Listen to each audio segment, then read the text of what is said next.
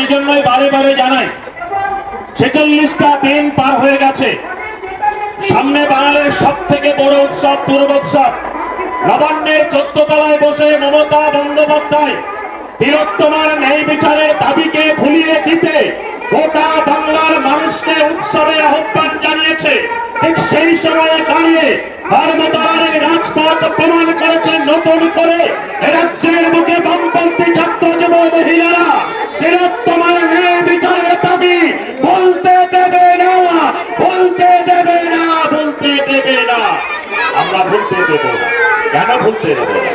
শুধুমাত্র কলকাতার প্রাক্তন পুলিশ কমিশনার বিনীত গোয়েলের ওই পদত্যাগের নামে ট্রান্সফার আর কিছু কিছু ডিসিপিদেরকে এখান থেকে ওখানে সরিয়ে দেওয়া আর ওই স্বাস্থ্য অধিকর্তাদের এখান থেকে ওখানে ট্রান্সফারের মধ্য দিয়ে তিলোত্তমার ন্যায় বিচার থেমে থাকবে না। আমরা বলতে চাই যে কলকাতা পুলিশের প্রাক্তন পুলিশ কমিশনার যে বিনীত গোয়েল 9 তারিখের পরে বলেছিল যে পুলিশ যা যা অ্যাকশন নিয়েছে সব নাকি তার কমান্ডে হয়েছে। যদি তার কমান্ডে হয়ে থাকে তাহলে গত 46 দিন ধরে যারা একের পর এক প্রমাণ লোপাট করলো সেই প্রমাণ লোপাটটাও ওই বিনীত গোয়েলদের নির্দেশে হয়েছে। অবিলম্বে বিনীত গোয়েল থেকে শুরু করে যত প্রশাসনিক আধিকারিক আছে যারা এই সময়ের মধ্য দিয়ে প্রমাণ লোপাট করবার খেলায় যারা যুক্ত ছিল তাদের দৃষ্টান্তমূলক শাস্তি দিতে হবে।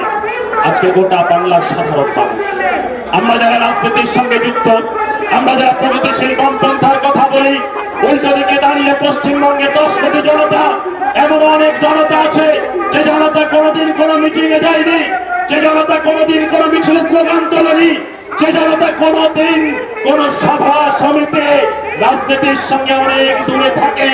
সেই জনতা পশ্চিমবঙ্গের রাজপথে নেমে তারা স্লোগান তুলছে যে we want justice, we demand justice. আমার স্বর, তোমার স্বর, বাংলার স্বর আজকে জাস্টিস ফর আর্জিকর। এই জায়গায় দাঁড়িয়ে থেকে সম্মিলিত বাংলার জনগণকে আমরা এই বামপন্থী ছাত্র যুব মহিলা সংগঠনের পক্ষ থেকে আহ্বান করব, আমরা সারাদিন ধরে উই ওয়ান্ট জাস্টিস স্লোগান তুলতে পারি, উই ডিমান্ড জাস্টিসের কথা বলতে পারি, কিন্তু আমাদেরকে লক্ষ্য কণ্ঠে চিৎকার করতে হবে যে কাদের জন্য তিলোত্তমার ন্যায় বিচার এখনো আটকে আছে, কাদের জন্য বিচারের বাণী নীরবে নিবৃত্তিতে কাঁদছে, তাদেরকে নবান্নের 14 তালা থেকে টেনে রাস্তায় নামিয়ে আনতে হবে, তাদেরকে শাস্তি দিতে হবে। এটাই হচ্ছে আজকের পশ্চিমবঙ্গ। আজকে শুধু পশ্চিমবঙ্গের সাধারণ মানুষ জাস্টিস ফর আর্জিকরের কথা বলে রাজপথে দখল নেয়নি। গত 13 বছর ধরে এই পশ্চিমবঙ্গের বুকে কখনো বাক্সটেট থেকে কামদুনি, কামদুনি থেকে হাসখালি থেকে হরজনা থেকে শুরু করে উত্তরবঙ্গের ধূপগুড়ি, কুচমুন্ডি, একের পর এক নির্যাতিত আমার মা বোনেরা তারা বিচার পায়নি। বারে বারে বিচারের নামে প্রহসন হয়েছে তৃণমূলের শাসনে, মমতা বন্দ্যোপাধ্যায়ের শাসনে। সেই সময়ে দাঁড়িয়ে আজকে এই অবস্থার মধ্য দিয়ে নতুন করে গত 13 বছরে বাংলার সাধারণ জনতার পুঞ্জীভূত ক্ষোভের বহিঃপ্রকাশ হচ্ছে। আজকে রাত দখল থেকে শুরু করে রাজপথের দখল আমরা গভীরভাবে প্রতিদিন উপলব্ধি করব, আমরা অবজার্ভ করব যে সুপ্রিম কোর্টের নির্দেশে যে বিচার এগোচ্ছে সেই তদন্ত প্রক্রিয়াকে আমরা বারে বারে দেখছি রাজ্য সরকারের পক্ষ থেকে পিছিয়ে দেওয়ার চক্রান্ত চলছে। আগামীকাল ছিল 27 তারিখ, 27 তারিখ শুনানি হওয়ার কথা ছিল। রাজ্য সরকারের পক্ষ থেকে 3 দিন পিছিয়ে দেওয়ার জন্য আপিল করা হয়েছিল। আগামী হয়তো 30 তারিখে শুনানি হবে।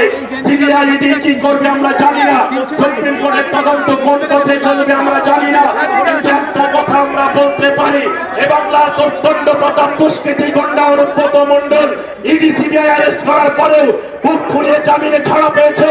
জামিনে ছাড়া পেয়েছে মানিক ভট্টাচার্যের মতো চোর, জামিনে ছাড়া পেয়েছে বাকি মোল্লাদের মতো চোর। আমরা এই কথা বলতে চাই, দিল্লির বসে থেকে নরেন্দ্র মোদী সিবিআইডিকে যেভাবে পরিচালিত করুক না কেন, আসল তিলোত্তমার ন্যায় বিচার হবে বাংলার জনতার আদালতে, বাংলার জনতার আদালতে। সেই আদালত বাংলার জনতার আদালত থেকে লক্ষ্য কণ্ঠে উঠছে আবার we want justice, justice for RG Kar. আজকের এই সভা থেকে ঈশ্বরচন্দ্র বিদ্যাসাগরের জন্মদিনে আমাদের শপথ হোক, আমাদের শপথ হোক, আমাদের শপথ হোক, তিলোত্তমার বিচারের দাবি আমরা ভুলবো না, আমরা ভুলতে দেব না। সেই লড়াই সংগ্রামের পথে আপনারা থাকবেন, এই আশা রেখে সকলকে সংগ্রামী অভিনন্দন জানিয়ে আমার আলোচনা শেষ করছি।